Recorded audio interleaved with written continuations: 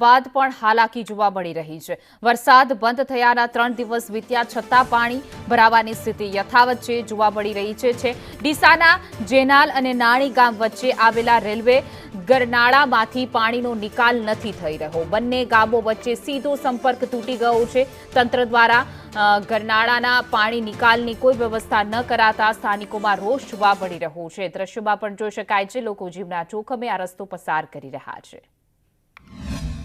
मुश्किल केवी छे? मुश्किल तो घणी छे। केम मुश्किल थाय छे? पाणी ना लीधे। क्या भरायु पाणी? नाळा में भरायेलुं पड़े। केटला समयथी भरायु? 15 दिवस थी। तो अत्यारे रस्तो बने तो नाळा पर थई चाले। केम आववुं पड़े? दूध भरवा आववुं पड़े, दळण दळावा आववुं पड़े। तो त्यां शुं छे तमारे?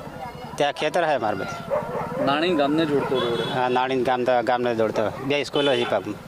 स्कूलो भी ત્યાં આવી? હા, સ્કૂલો બે। વિદ્યાર્થીઓ કઈ રીતે જાય? ઉપર થઈને રેલ ઉપર થઈને હાલે। કોઈ નાળો ભરેલ છે એટલે સાહેબ। કેટલા સમયથી આવું ભરેલું રહે? આ 2-3 વર્ષથી વરસાદ આવે ને ભરાઈ જાય? હા, ભરાઈ જાય તો હેડવાની તકલીફ રહે અમારે। તો અત્યારે ક્યાં થઈને ચાલો? રેલવે સ્ટેશન થઈને રેલમાં થઈને ગાડી। તમે અત્યારે ક્યાંથી ક્યાં જવા નીકળ્યા? આજ આવત દોમાંથી। અને હવે ક્યાં જવાના? દેવસરી।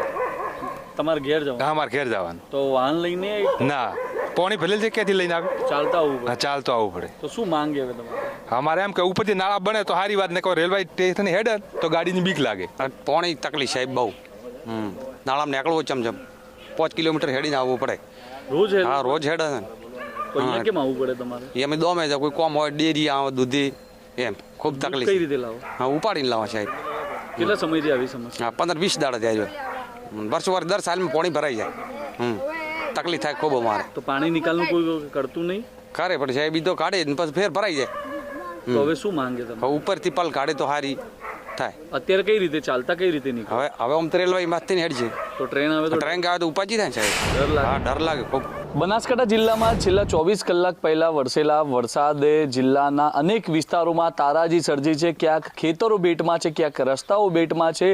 જે પ્રકારે ડીસાના જેનાલ ગામે છું ને જેનાલ ગામથી નાણી ગામને જોડતો જે માર્ગ છે, આ માર્ગ પર આવેલું ઘરનાળું છે, તે ઘરનાળામાં ગળાડૂબ પાણી છે તે ભરાયું છે અને તેને જ કારણે ડીસાના જેનાલ અને નાણી ગામ વચ્ચેનો જે સંપર્ક છે તે સંપર્ક તૂટ્યો છે। છેલ્લા 24 કલાકથી આ પાણી ભરાય છે। 24 કલાક બાદ વરસાદે તો વિરામ લઈ લીધો, પરંતુ આ પાણી છે તે ઓસર્યા નથી। તો તંત્ર દ્વારા જે આ અંડરબ્રિજ બનાવવામાં આવ્યો છે, પરંતુ પાણી નિકાલની કોઈ વ્યવસ્થા ન કરવાને કારણે આ પાણી છે તે ઓસરી શક્યા નથી। છેલ્લા 24 કલાકથી જેનાલ ગામના લોકો પોતાના ખેતરોમાં જઈ નતા શક્યા। અનેક લોકો છે કે જે પશુપાલનના વ્યવસાય સાથે સંકળાયેલા છે, પરંતુ આ તમામ લોકોને અત્યારે જીવન નિર્વાહ ખૂબ જ મુશ્કેલ બન્યું છે। જે પ્રકારે અંડરબ્રિજની અંદર કેડસામાં પાણી ભરાયા છે ને તેને જ કારણે લોકો છે તે પારાવાર મુશ્કેલીનો સામનો કરવા મજબૂર બન્યા છે। વાહનો તો બંધ થયા છે, પરંતુ જે અંડરબ્રિજ છે તેની અંદર ગળાડૂબ પાણી ભરાતા અત્યારે બંને ગામો વચ્ચેનો સંપર્ક છે તે તૂટ્યો છે। ધવલ જોશી।